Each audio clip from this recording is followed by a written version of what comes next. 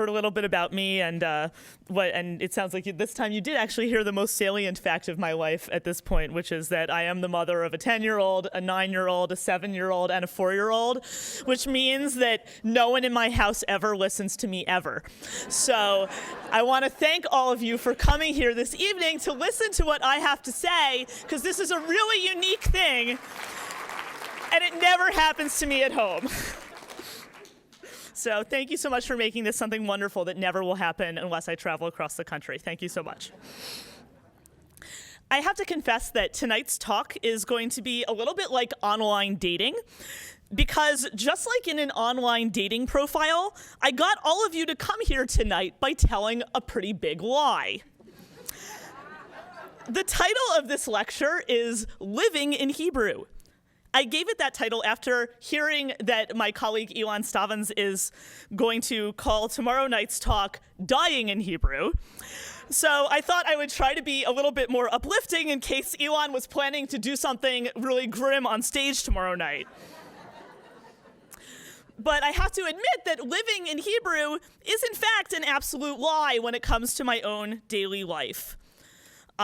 As you can probably hear from my speech, I am a native English speaker, not a native Hebrew speaker. But it's even worse than that. I am a 4th-generation American. My children are 5th-generation Americans. And not only is our family 5th-generation American, 5th-generation New Jersey, we're even 5th-generation Essex County. So we're sort of like, people in Wuthering Heights or something like this. So, although probably like most of you in this room, I live my daily life in English. So those of you who were fooled by my topic that you saw advertised this evening can feel free to swipe left and go home. But my topic tonight is actually very much about lying, or rather, as both a scholar and a creator of Jewish literature, about a particular human emotion that often makes lying necessary. And I would say this is an emotion without which there would probably be no literature, no creativity, no humanities at all. That emotion is jealousy. Jealousy is what made me a writer, and Hebrew is what made me jealous. I'm going to explain this to you this evening by telling you 2 stories, both written in Hebrew, about a century apart. And I'm doing this in order to give you a sense of my motivations as a writer, or in other words, to explain what jealousy and lying mean to me. Writing is often inspired by jealousy, because all writers start out as readers. You read a book that you wish you had written, and envy devours your soul. The first time this ever happened to me was with the great 20th century Hebrew writer Shai Agnon. And the first story of his to make me jealous was Agadat HaSofer, or Legend of the Scribe. Now, on its surface, this really is not the kind of story that should make a normal person jealous, because it is not the kind of story that most normal people today would want to write. Frankly, it also was not the kind of story that most normal people would have wanted to write when it was published in 1919, because Agadat HaSofer is a story about a scribe who copies Torah scrolls. Let's just say this is not something that my publisher today would really find appealing. The word sofer means a scribe, but it also just means a writer, like Agnon or like me. Well, havdil. So to distinguish between the two of us. The story, and what I'm about to say is very much about the distinction between the two of us. This story, though, is very much about the Torah copying kind of sofer, which really seems in a lot of ways like the opposite of creativity. In fact, if I was looking to be inspired about becoming a sofer, this one story would probably have been enough to kill the urge.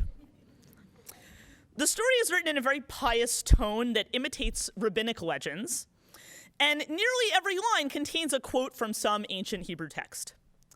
It's about a scribe named Raphael who is so obsessive about his work that he goes to the mikveh, the ritual bath, multiple times a day just to be sure that he's pure enough to write the scroll. He works alone, he never interacts with other people lest he violate his holy task. I have to say that this sounds like a lot of writers I know, and not in a good way. But Raphael is not actually alone. He is married to a woman named Miriam, who, like one of Norman Mailer's wives, is totally devoted to her husband's work, and maybe suffers a similar fate. Miriam spends all of her time keeping their home ritually pure for Raphael and his work, while Raphael spends all of his time piously ignoring her. We are told that God closed Miriam's womb, but it seems very possible that God closed Miriam's womb because she and Raphael have never had sex. Possible. Raphael and Miriam are a lot like a jealous couple in a love triangle, except that the third party in this love triangle is the Torah. This all seems a bit grim, but apparently it wasn't grim enough for Agnon's taste, because 2 pages later, Miriam drops dead. Raphael the scribe is then overcome with grief, which is weird because he never noticed her while she was alive, and he sublimates himself by writing a Torah scroll in Miriam's memory. But this time, his piety actually kills him, because he repeatedly fasts, all these penitential fasts to make himself pure enough to write the scroll. Instead of just bathing himself in the mikveh, he bathes himself in a frozen river. Things get worse and worse for him. When he completes the scroll, he dances with it. And then in a final surreal moment, his dead wife, Miriam, appears before him in her wedding dress and dances with him and the Torah scroll, just before Raphael himself also drops dead. As my students might say, good times. So you may be wondering at this point, why in the world would I have been jealous of this story? Well, I was 22 years old when I first read this, and I was starting to write my first novel. And it seemed to me like everything I was trying to write sounded horribly artificial. And even though Agnon's plot was melodramatic in the extreme, and even though Agnon's Hebrew was so deliberately archaic that many Israeli readers today can't even understand it, it somehow sounds entirely natural in this story. And that naturalness allows him to do amazing things with it. In Hebrew, Agnon could start his story with the phrase, Ele toldot Raphael HaSofer. These are the generations of Raphael the scribe, the words that would introduce the Torah's genealogies, and it might or might not be a joke. He could start a paragraph with the phrase, Mashal, lema hadavar domeh. In this parable, what is this thing similar? Which are the words that introduce the parables in the Talmud. And he could do this and have it not sound absurd. He could drill down to the ancient religious sources and bring them to the surface in a way that was funny and ironic, but also achingly sincere. You could read it as a religious story or as an anti-religious story, and there was nothing contradictory about reading it either way. Everything in the story felt so effortlessly emblematic, as if the essence of life and death and creativity and eternity had been distilled to these revived ancient words. It was like reading the Torah, as if Agnon were a scribe who had just copied it all down. My greatest desire as a writer was to achieve that, to create something new with that deep, authentic intimacy with ancient words. But I could never write like that in English.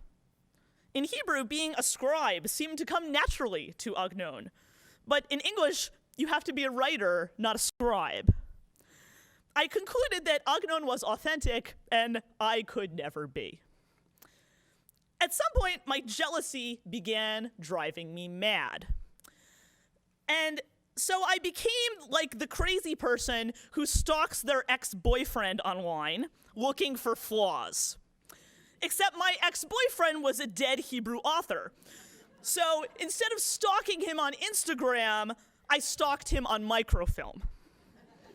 And that is where I discovered something rather revealing in my ex-boyfriend's past. It turns out that Agnon published this story, Agadat HaSofer, at least 4 times, in at least 4 different versions, all about this pious scribe Raphael and his beloved Miriam. I followed the trail of breadcrumbs from one version to the next until I came to the original, the very first place in Agnon's work where I could find this tale of the scribe. It's in a Yiddish story, not a Hebrew story, but a Yiddish story that Agnon wrote called Teutentanz, or Dance of Death. And it was not at all what I expected. Teutentanz is not the kind of story that begins with the words, Ele toldot Raphael HaSofer, these are the generations of Raphael the scribe. It's written in the first person, in a very contemporary style, and it's about a secular writer who gets a telegram summoning him to the train station. And the telegram is signed Danse Macabre, the French for Dance of Death. Danse Macabre turns out to be a grieving young woman whose real name is Miriam. She has come to the train station to tell the narrator that his friend Raphael, another secular writer, has just killed himself.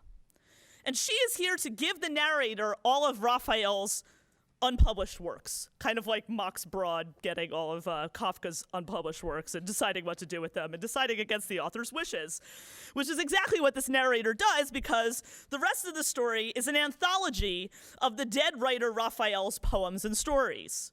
One of those stories is about a scribe named Raphael who writes a Torah scroll in memory of his dead wife Miriam. This story within a story is dedicated to Miriam, the beloved girlfriend of the secular writer Raphael. If you were able to follow all of that. What surprised me about Teutentanz, this Yiddish story Dance of Death, wasn't just that it was about a secular writer, although I have to say that was pretty shocking. Finding out that Agnon's pious Torah scribe was really a secular writer was kind of like finding out that the tooth fairy was actually my dad. Which it really turned out that the tooth fairy was actually my dad. I'm still upset about that. But something else in this story surprised me even more. In the Hebrew story, Raphael and his dead wife dance their dance of death with the Torah scroll. But in the Yiddish story, the phrase Danse Macabre, Dance of Death in French, it's written in the Yiddish story in Latin letters. And I still read this and thought, well, this is Agnon, so there must be some kind of deep Hebrew source to this idea of a dance of death, because everything in Agnon comes from this deep Hebrew source somewhere, right? Except that I could not find any dance of death in the Torah. I could not find it in the Hebrew Bible, in the Tanakh. I could not find it in the Talmud, could not find it in the Siddur, the prayer book, couldn't find it in medieval commentaries, I couldn't find it in Hasidic stories. You get the idea. I was sure that I must have missed something, but I started looking elsewhere, and then I found it. The Scandinavian playwright August Strindberg wrote a play called Dance of Death in the year 1900 about a destructive marriage. And 2 years before that, Strindberg wrote another play called Inferno, which ends with a woman frantically dancing in a wedding dress to ward off her own death. Agnon was a huge fan of Strindberg's work, which was wildly popular in Germany while Agnon lived there. Then I dug a little bit deeper into this dance of death idea, and I basically fell down a rabbit hole. There are literally dozens of canonical European masterpieces called Dance of Death in every medium, from poems by Baudelaire to symphonies by Berlioz to Renaissance woodcuts by Hans Holbein the Younger. After a lot of digging through these, shall we say, very un-Hebrew sources, I found the first place where this concept ever appeared. It's on a 15th century mural on the Church of the Holy Innocents in Paris that shows every member of society, from the Pope down to the serfs, dancing with the Grim Reaper. I think it's safe to say it would be hard to get less Hebraic than that. Yet, here it was in Agnon's Legend of the Scribe, a story whose title maybe would be better translated as Legend of the Writer. The main character in Teutentanz is a secular writer, not a scribe. and he dedicates his stories to his beloved Miriam. The story of Agadat HaSofer, also written by a person who is not actually a scribe, is dedicated to Agnon's wife. Of course, the fact that Agnon drew on many, many different sources doesn't mean that his Hebrew work is any less authentic or that he was wrongly appropriating sources from other cultures.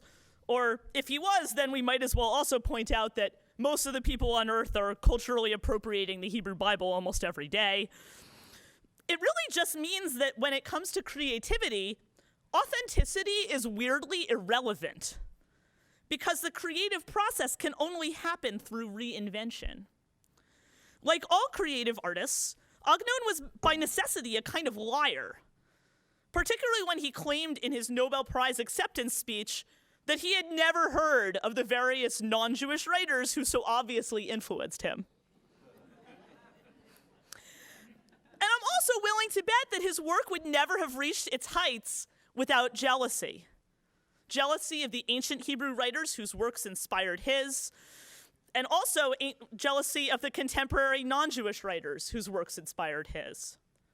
All of this was astonishing to me, but also very liberating. Let's fast forward about 100 years to a much more recent Hebrew story, published in 2010 by the hugely popular Israeli writer Etgar Keret. Etgar Keret is about as far away from Agnon as you can get while staying in the same language. He specializes in comic micro-stories that are rarely more than a few pages and rarely take place any time but now. His language also could not be less like Agnon's. It's a contemporary Israeli Hebrew that's often littered with casual obscenities and English words. But there is one way in which he very profoundly resembles Agnon. Like Agnon's, almost every one of Keret's stories is a fable, or to use the classical Hebrew term, a mashal. These are stories that really are not about actual people, or at least not particularly believable ones. And while the situations in them are all outwardly secular, nearly all of them involve a kind of faith and morality play that feels very familiar from ancient rabbinic legends. And his story, Ketiva Yotzeret, or creative writing, reminds me of an updated version of Agnon's Agadat HaSofer. In this story, creative writing, we meet another couple dealing with infertility and replacing a child with the act of writing. Maya, our updated Miriam, has been grieving after a miscarriage. And with her husband Aviad's encouragement, she decides to take a creative writing class. But to her husband's distress, all of her stories are fables about failed fertility and shaky marriages. One is about a world where people need to divide themselves in half in order to reproduce, but the heroine refuses to divide herself and instead dies alone. Another is about a world where people can only see what they love, and the wife in the story keeps tripping over her own husband. Aviad, her husband in real life, is disturbed enough by this that he stops by Maya's creative writing class to meet her teacher, a respected writer, a sofer, who seems to love either Maya or her work, or maybe both. And Aviad becomes intensely jealous. Eventually, his jealousy consumes him enough that he does what people in Hebrew stories do when they get jealous. He starts writing. Aviad signs up for his own writing class. And he writes a fable about a fish who falls under a witch's spell that changes him into a person. The fish becomes a wildly successful international businessman. And only in old age does he look out at the sea from one of these buildings that he owns on the shoreline that he bought in this brilliant real estate deal. Only in his old age does he look out at the sea and remember that he is a fish, a very rich fish who owns several dozen subsidiary companies traded on worldwide stock exchanges, but still a fish. But as Aviad tells his writing teacher, Ein li sof, I don't have an ending. Unlike Agnon's Legend of the Scribe, this story about writing probably could have been published in any language, which I think says a lot about what it means to write in Hebrew today. In Agnon's time, being a Hebrew writer meant digging deeper and deeper into an ancient language, while today, for Hebrew writers, the greatest sign of success is translation. But the more I read this story, the more I see the mashal lema hadavar domeh, the parable, to what can this be compared, the Talmudic fable. Like Agnon's story, it's about the role of the Hebrew writer.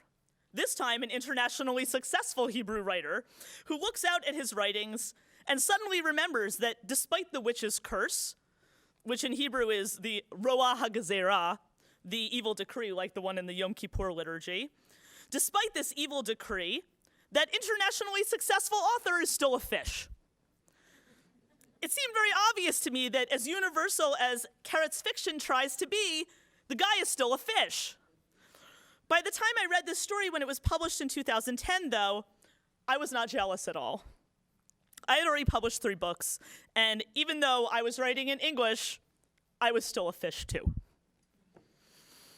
I began this talk by saying that for me, living in Hebrew is a lie. But that was a lie too. So now you can swipe left and go home again, if you didn't already go home. That was a lie too, because even though I cannot check a box that says that I speak Hebrew every day, I also cannot imagine my daily life without Hebrew.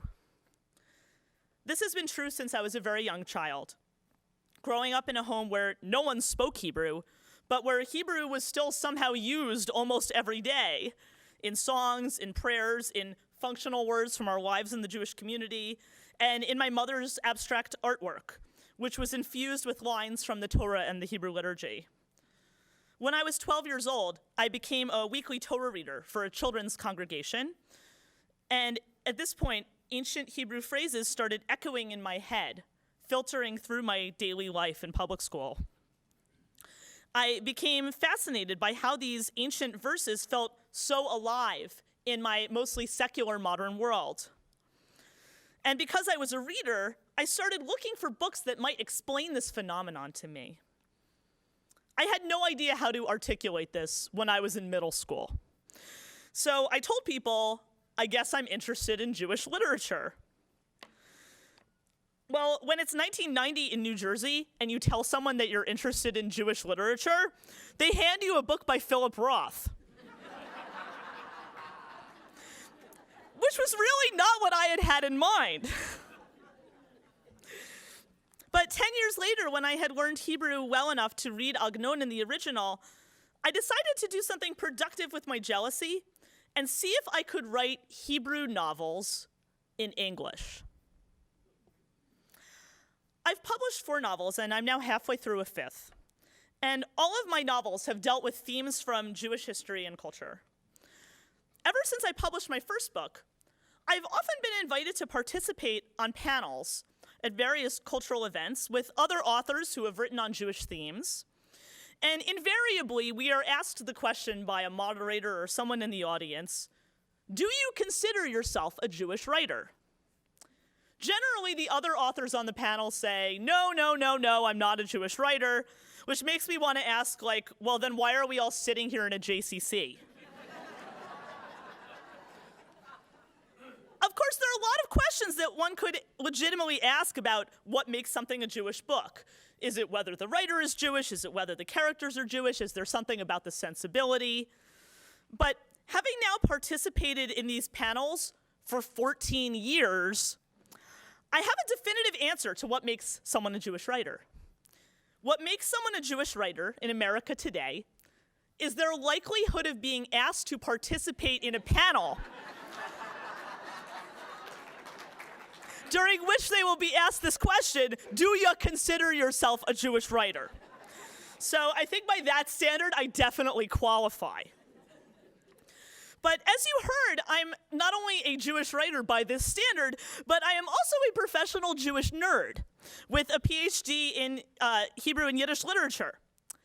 And one of the things that you learn when you do a doctorate in Yiddish literature is that no one ever asked the great Yiddish writer Sholem Aleichem, do you consider yourself a Jewish writer? And we can laugh about that, but the reason that no one ever asked him that question is because grammatically in Yiddish, that question doesn't make sense. Because the Yiddish word for Jewish is Yiddish. The word for the language, the culture, the religion, the identity, it's all the same word. So if you were to ask Shalom Aleichem this question, I think his answer would be, well, duh. I'm writing in Yiddish. That kind of makes me a Yiddish writer. And well, it's funny to think about this. I think it actually reveals a lot about what Jewish literature used to be. Jewish literature didn't used to be this question about whether the writer was Jewish, whether the characters were Jewish. Is there someone on page 24 of your book who is eating a bagel?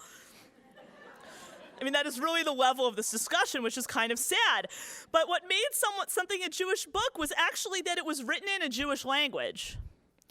And what made something a Jewish language, in essence, was its connection to Hebrew.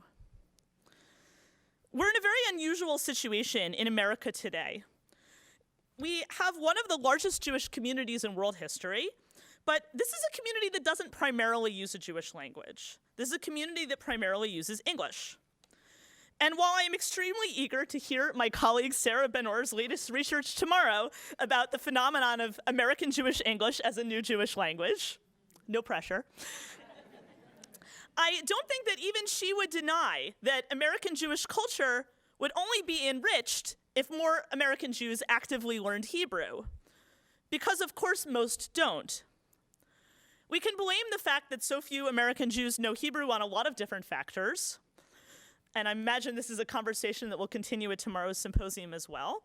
But with the passing of previous generations of American Jews whose goal was to be as American as possible, and with a Hebrew-speaking Israel as the real demographic center of the Jewish world for the first time in thousands of years, I think that the time is finally ripe for the American Jewish community to make learning Hebrew a priority. And this conference, I think, is exactly the sort of think tank where we could plan some ways that that might happen. I have to say that, as you heard, there was a series of blog posts related to this conference that have been running throughout the year. And after I wrote my blog post for this conference about why American Jews don't learn Hebrew, I actually was contacted by a Jewish foundation that wanted to know what they should fund to make learning Hebrew a reality. So please see me afterwards if you have ideas. Until that happens, though, I am still a fish who lives in English, and so are most of my English language readers. So my great ambition for all of my novels is to write in English as though English were Hebrew. And what I mean by that is not to write books with a lot of words in italics, but rather to write stories where the references within the language itself, and even the plot and the themes of the stories that I'm writing, are drawn from Hebrew texts, but to make these things completely accessible to an American audience. Let me tell you a little bit about how I try to do this, and maybe you can judge for yourselves whether or not I succeed. The titles of my 4 books are the most obvious examples of this. In the Image, The World to Come, All Other Nights, and most recently, A Guide for the Perplexed. These are titles that mean something very particular to an audience familiar with Hebrew, and something really different to those who don't. For instance, most people in this room might recognize the title A Guide for the Perplexed as borrowed from the medieval Jewish philosopher Maimonides, or the Rambam, and his philosophic work Numorei Nevuchim, which incidentally is a Hebrew translation of the Judeo-Arabic he wrote it in, Da'alat al-Ha'irin, just the way that Agnon was translating himself from Yiddish. So we are talking about a translation from Hebrew.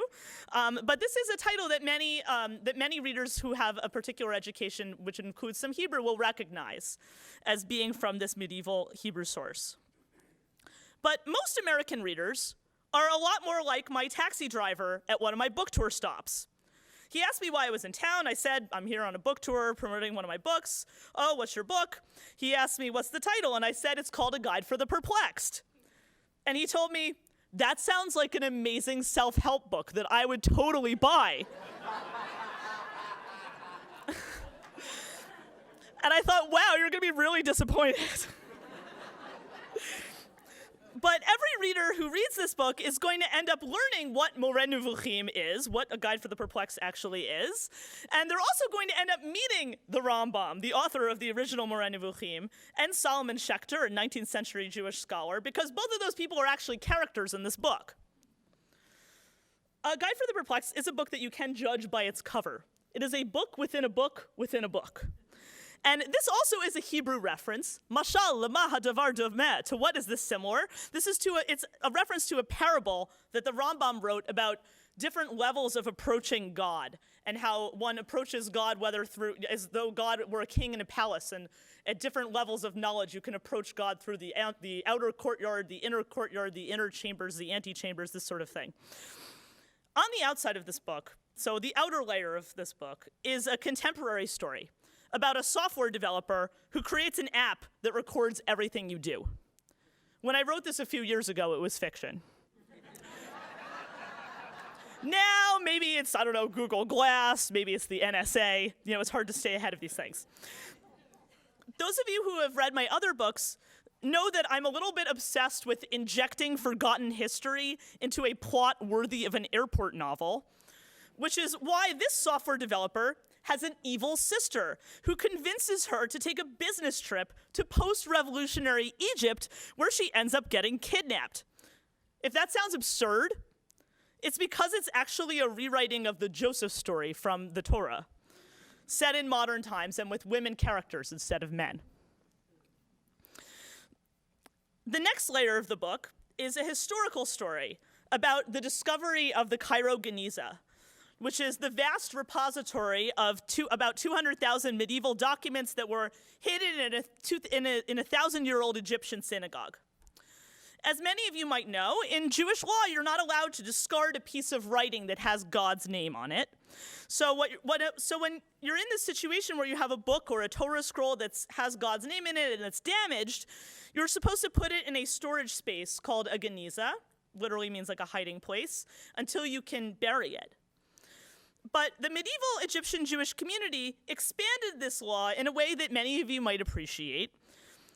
They kept not only papers with God's name on them, but anything written in Hebrew letters. This included things like sales receipts, love letters, grocery lists, and the homework of children learning the Hebrew alphabet, and such priceless treasures as a note that said, "Please don't spank my child for being late for school. His homework delayed him." So this was almost not really like an archive. It was sort of more like the medieval Facebook, like full of so much mundane junk that you could reconstruct the whole world from it, except that 100 years later, it's not even 100% cataloged yet. So one interesting thing about this community is that they kept all of these things that used Hebrew letters. They believed in the sanctity of the letters themselves, the Hebrew alphabet itself.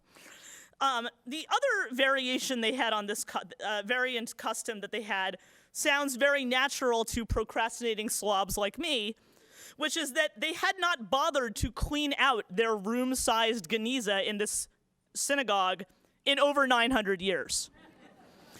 So the novel tells the true story of how the 19th century scholar Solomon Schechter tracked down some rare Hebrew manuscripts that had made their way to cellars in England, by figuring out that a janitor from this synagogue was taking these old manuscripts from this geniza room and selling them on the street. So Schechter figured this out. Then he went to Egypt to negotiate with the Grand Rabbi of Cairo for access to the geniza that the janitor had been raiding. And Schechter was able to get that access by chatting up the rabbi in biblical Hebrew, which was the common language between the two of them. The final inner story in the book is the story of the Rambam, this medieval scholar and scientist whose works were some of whose works were found in this geniza, and who, like us, lived his life in the tech capital of the world. I have a friend who heard I was writing a book that involved Rambam, and she said, "Oh, well, he lived in the 12th century. Those people weren't even people yet." But I said, well, actually, though, the thing is, when you read about 12th century Cairo, it actually kind of sounds a lot like 21st century Seattle, because this was the tech capital of the world. This was like the crossroads of the civilizations. It was on technology's cutting edge. And like our home in America, Rambam's home in 12th century Egypt had a highly sophisticated Jewish community that was nonetheless poor in And the great task of his life was to fix this problem. not only by making Jewish teachings accessible to these high-tech and otherwise highly educated people, but also to reconcile ancient Jewish beliefs with the modern realities of his time. In each of these stories that I've worked into this book, I wanted to explore the human question of what we now call data storage, which really is the question of what we save and why we save it, or in other words, what we feel is worth knowing. But I also wanted to get down to what it means to live a totally modern life, whether in the 12th century, the 19th century, or the 21st. A totally modern life that's infused with these ideas from ancient Hebrew texts. Hebrew connects the characters in the book to each other vertically through time, and also horizontally across the world. But that part is not fiction. It's also the reality and the potential of Hebrew for Americans today. To me, Hebrew is the key to the Geniza, the storage space for ancient treasures. I know this because there was a time before I knew Hebrew, when I had to depend on translations of writers like Agnon in order to find the things that I needed to read. And it was those translations that inspired me to learn the language better. Today, I write these novels the way I do because I want to invite more readers into that Geniza, even if I have to do it in English. I don't worry anymore about being authentic because now I understand that writing this way, in a secret code that I'm also teaching my readers as they read, that this is the only authentic way that I can write as an American Jew with a Hebrew imagination. Last year, I was lucky enough to have my most recent novel translated into Hebrew. Thank you. It was translated to other languages too, but this was more interesting to me.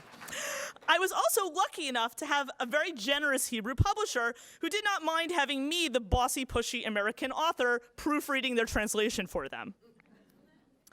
And as I read, I did find some things that needed fixing. But I also began to notice all the things that made the Hebrew version different. Most obviously, my book was a lot shorter in Hebrew than it was in English, as you can see if you look at the sides here. Like, a lot shorter. So, and at first I thought this really was just because Hebrew, if you've studied Hebrew, you know that Hebrew is a much more compressed language than English. You can say in Hebrew in a word what takes like a paragraph to say in English. That's true. And that was the main reason for that. But there was actually another reason as well. Over and over again, when my English book had used a long phrase or even a sentence to explain something, the Hebrew translation didn't bother because it didn't have to. In English, I had to say things like a medieval poem from the liturgy, or people who became religious as adults, or the holiday celebrating the giving of the Torah. And the Hebrew would just say piyut, and chozrim batshuvah, and shavuot. Yet there was also something deeper about the Hebrew book that I noticed, something beyond the translated words. And that was that my novel made much more sense in Hebrew. All of the questions that I was exploring in this book about time and memory, about modernity and ancient belief, about fate and free will, all of it had felt a little contrived in English. Because quite frankly, most contemporary English fiction doesn't really concern itself with those things and doesn't really have much of a language for it. But as I read through the Hebrew, I had the exhilarating feeling that I was reading a much less artificial book than the one I had written in English. One whose words and phrases and references and travels through time felt entirely ordinary, natural, and authentic. And then it occurred to me that the English version was the translation, and in Hebrew, I was reading the original. Thank you for listening, because no one listens to me at home. Okay, so the question was, have I ever thought about writing an original novel in Hebrew? The answer is no. But now I have. It turned out that I was all along. I haven't. I feel that for me to write in Hebrew would be kind of like the people like who were writing in Agnon's era or earlier than Agnon's era, for because these were people who were writing in Hebrew while living in a situation where it wasn't a spoken language for their daily life.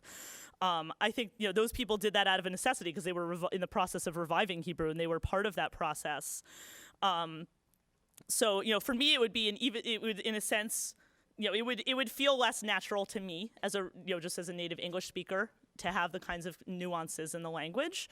But also I have another reason that I haven't really considered it, and that's because there actually was a time in my life when I was maybe a teenager where the thought had crossed my mind about making Aliyah, meaning moving to Israel. And not something that I ever considered very seriously, but it's something that I, as someone with my interests, I certainly thought about it.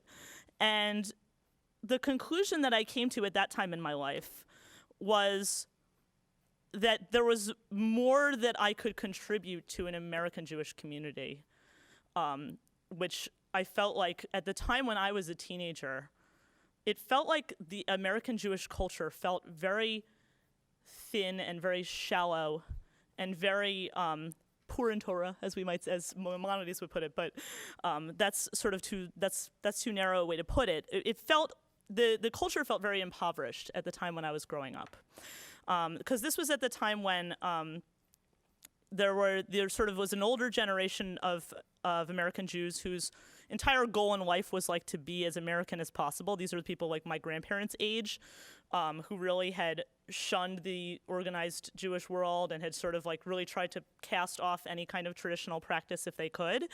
And they had sort of passed on a lot of that disdain to their children. And their children sort of, who were my parents' age, were growing up in a time when, with the rise of the State of Israel, and especially after the Six-Day War, where there sort of was an opportunity to sort of re-embrace what it meant to be Jewish. But they were doing that like from a place of real ignorance because they hadn't been raised with the Jewish education. So you sort of had like this community that you had like multiple generations of people who really just were not educated in Jewish sources. And I don't even mean like being religious. I mean, knowing what these Jewish sources were. And I just felt this real poverty, and it felt to me like a problem that could be solved. This obviously was like ridiculously ambitious for me to be thinking this way when I was like 15. But I just sort of felt like, like it doesn't have to be this way. Like, Philip Roth is great and all, but there's more that could be done with this culture. And so, and that sort of, was something that troubled me a lot growing up. And I kind of thought that this was sort of a way in which I could contribute, which I felt would be like almost less needed in Hebrew than it was in English. So this is the level of hubris that I was operating from as a novelist. So the question is about whether or not, whether one should be teaching spoken Hebrew as a priority or teaching traditional Jewish texts as a priority. Is that the question? In Hebrew. Yes. Well, I mean, I also, let's put it this way. I don't see them really as mutually exclusive, because I think that when you're teaching spoken Hebrew, there's so much that's built into the language that comes from these Jewish sources that like you can't really avoid it. And that's something, I mean, at a very basic level, I guess you can avoid it. But like, once you get past like, what's your name? How are you? Like once you get past that point, you're going to get into these, greater discussions of culture, and it's so present in everything in Hebrew that I think you can't really avoid it. And so I would say if you need, the priority, I think I would, if I had to choose between those two, I would choose to teach spoken Hebrew, because I also think that a major failure in the American Jewish community in recent generations was this attitude that you were going to teach people how to decode Hebrew. Like there's so many people who like learned Hebrew, like I can read Hebrew, but I can't understand it, right? Like they learned how to read out loud from a prayer book, but don't know what it means. And it doesn't take that long to learn how to read out loud from a prayer book. Like that really is something you can learn like a week. I mean, even though somehow it takes bar mitzvah boys like 8 years, but it's really like not that hard to learn how to read, to phonetically read it. It's more that, so I think that the greater priority should be on spoken Hebrew. I also think that the reason that the greater priority should be on spoken Hebrew is because of I think that's the future of the Jewish community. because unlike in previous generations, where you sort of had this mammoth American Jewish community and this sort of like fledgling Israeli community, now it's kind of the opposite. And I think there's going to be greater dependency between the American Jewish community and the state of Israel. So I think that the way to make that communication line open is to emphasize spoken Hebrew, and I think that those other things in terms of the traditional texts, they will come on their own. I know that sounds improbable, but I do think it's true. One of the things that most amazes me when I watch Israeli TV is how infused these Jewish sources are in Israeli TV, even when it's not supposed to be there. And I don't even mean something like Ha-Yehudim Ba'im, the Jews are coming, which is this like Monty Python take on Jewish history. I could talk about that forever. I love that show. But like even just sort of casual things like little, like I remember like watching, it was a stupid game show. I think it's called Monita Kesef. It was like Cash Cab. It was like an American TV show that had been remade. It's one of these stupid things where there's like a cab driving around, you get in the cab and they're like, this is the Cash Cab, answer a trivia question and you get $1,000. It was like that. But it was like it was an Israeli remake of that. And they pull up next to like some nightclub at 2 a.m. Some guy gets out with like this massive mohawk. He's got tattoos all over his face. He's got like all kinds of piercings. He gets in the cab and they're like, "This is the Cash Cab. And answer a trivia question and you get 1,000 shekels or whatever it was." And probably more than that. And and then they asked this guy and they're like, "Here's your trivia question." There were 3 questions and 2 of them were something about sports or whatever. But then the last one was like, when Joshua brought the Ark of the Covenant into the land, where did he first place it? And the guy's like sitting there, this guy with all these tattoos is like, Shiloh? And they're like, ding, you win the money. And I was just like watching this on the plane and I was like it's amazing to me, right? I mean, it's like really? Right? And it was just shocking to me. So I feel like there doesn't need to be this like decision about what you introduce, because I feel like even in the spoken culture, it is there, even in a way that native speakers don't even hear. I will say one thing, I spent a lot of my talk talking about Agnon, and when you read Agnon in English translation, it's very like, these are the generations of Raphael the scribe.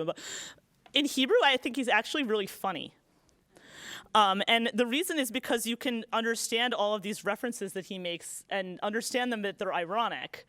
And, he's not like, he doesn't really mean it. And it's sort of more, there's more of that ambiguity of like, does he mean it? Does he not mean it? When he's like, has all this like faux piety, he has these like pseudo, rabbinic statements and everything. Like, it seems like in Hebrew, at least to me, it's very obvious that he's trying to be funny. And often is very funny, and then I feel like when he gets translated into English, it does get like flattened away. So that is true that it is often difficult to translate that kind of humor, but there's a lot of things that are difficult in translation. So I don't know that humor is distinctively difficult to translate versus anything else. But I know that those kinds of nuances of language are always difficult. Well, so the question is, why write in Hebrew when many people consider it a holy language? I mean, I think this is a language war that was fought in the late 19th and early 20th century, and many Jews had this conversation in public and sometimes even with violence, especially in pre-state Israel. This was this whole debate about, is it okay to have Hebrew be the national language of the Jewish people? Shouldn't it be Yiddish instead? Well, as it turns out, it was good that it was Hebrew because most of the population of Israel today is not Ashkenazi, not Yiddish-speaking descendants. But this was, many people felt in the way that you mentioned, that that this was a holy language that shouldn't be revived. Here's something interesting about that, though. One such person was, there was a head of the Volozhin yeshiva in Eastern Europe in the late 19th century. The Volozhin yeshiva was like sort of like the Harvard of yeshivas, or as I like to think of it, Harvard is the Volozhin of American universities.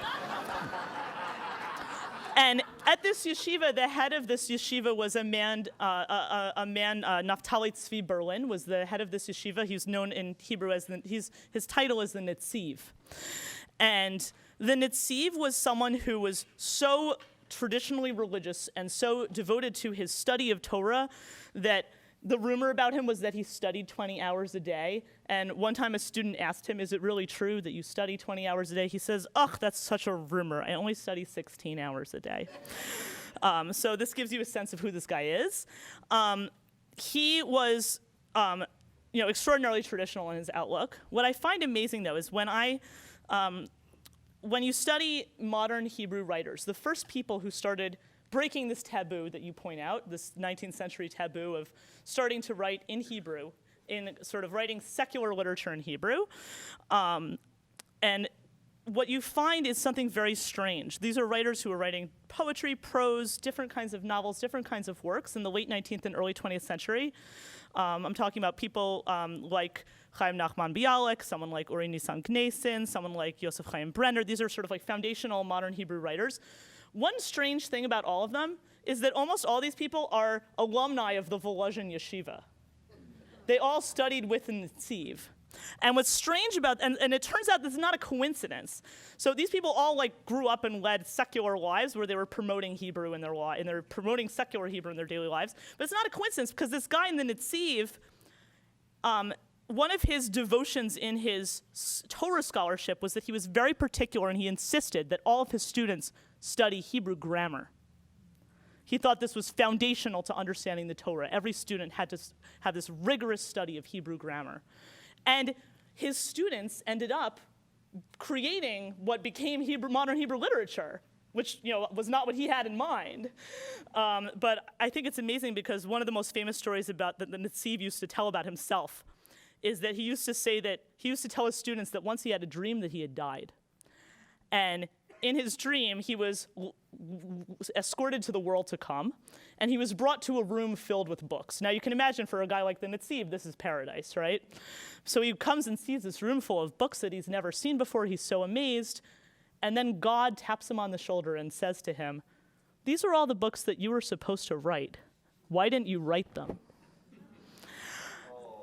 So now, he meant that story to mean like, you should study more Torah and publish more Torah scholarship. But what I find amazing about that story is, to me, that room full of books that he didn't write were the books that his students wrote, because he gave them the tools to create a modern Hebrew literature. So that was a really long answer to a really short question. In English, we're sort of stuck with a kind of a vocabulary that comes from Christianity. Where you have these terms like faith, like people would call religion a faith, but Judaism isn't a faith in the way that Christianity is a faith, because being Jewish, it's like you can be an atheist Jew, you can be a secular Jew, but like you can't be like an atheist Mormon, right? Like that would make you like not a Mormon, right? So I mean, there's like a different category going on here that doesn't make sense in. That makes sense in Hebrew that doesn't make sense in English. So I'm just trying to think of more specific examples. But anything about the idea of moving in and this is a good example. Anything about moving in and out of religious life. There's a lot of vocabulary for that in Hebrew. Like there's a concept of so because you can be Jewish and be secular, but then you can become more religious or less religious, there's a lot of vocabulary that identifies those kinds of people. So for example, something like, there's a term, balei teshuva, right, or chozrim batshuva, which literally means one who returns or turns back in repentance, I guess, or something like, it describes becoming religious newly, like as an adult, but the vocabulary for it is described as, it's actually chozrim batshuva means returning in turning. And what it basically suggests is that becoming religious as an adult is in fact like a return, right? It's like you're going back to where you started. It's sort of like born again, but it's sort of the opposite of born again. It's like you're going back to where you started. It's not a moving forward and starting a new life, it's reclaiming an old life. So it has a whole different nuance than it has in English, because the closest thing you have in English to saying something like that would be like born again. But that's it's actually the opposite meaning from what it would be in Hebrew to say chozrim batshuvah, or that someone's bal teshuvah, which is, master of the return, someone who returns to religious life. So that's the kind of vocabulary which it's the different assumption about what religion means is built into that vocabulary. So the question was about, it's from my remarks, it sounds like I was very much writing these books for readers within the Jewish community who maybe didn't have so much of an education and trying to build that, but has that been my readership? What is, who are the readers for these books? Okay, so when I wrote my first book, and it was along these same lines as the ones I described, to the extent that I thought anybody would read it other than my mom, I kind of figured like, okay, these are books for Jewish readers. And I only later realized how much of a lack of imagination that revealed on my part. My editor at my publisher, who's the person who's responsible for buying the manuscript, and she's the person who decides that you're going to be published by this publishing house. I've been fortunate to work with the same editor for all 5 of my books, 5 of my novels. And I remember the very first time I ever spoke with her on the phone during contract negotiation for my first book. And in that first conversation I ever had with her, I asked her what her background was. And what I meant by that question was, what is your background in publishing? Like, how long have you been with this publisher? You mostly work with fiction, nonfiction. And I'll remember this the rest of my life. She paused on the phone and she says, well, I'm Italian-American, I'm a lapsed Roman Catholic, and I'm like so embarrassed that she thinks this is like what I asked her, like oh my God, which like she thought I was like, I don't know, ethnically profiling her or something. Like it's like, I was like, that was so not what I meant. And then she said to me, I read your book and I felt like I was reading about my own life and my own family. And I was kind of like, how is that possible? And she said, well, being Italian-American, being from this like amazing, culture that, that goes back centuries and is so amazing, so central to Western civilization. It's so rich in music and art and all of these contributions to the world, but that you're separated from it by a language that you're not speaking every day and by a country you don't live in. And the only versions of that culture that are here are these like sort of like horrible, kitschy stereotypes that you don't even want to be associated with.